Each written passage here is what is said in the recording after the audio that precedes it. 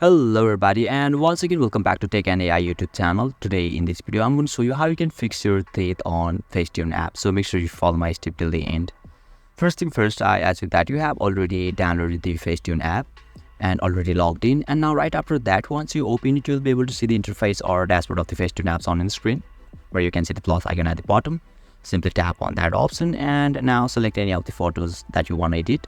So let me select one of them from the library, and now just down below the screen you can see lots of options. You simply need to select the retouch, and now in the retouch you can see the retouch option at the bottom.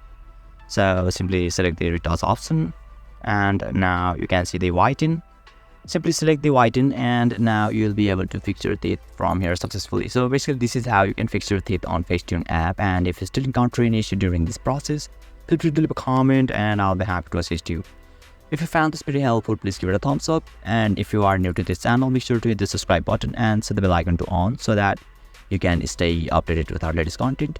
Thank you for watching, and I'll see you next time.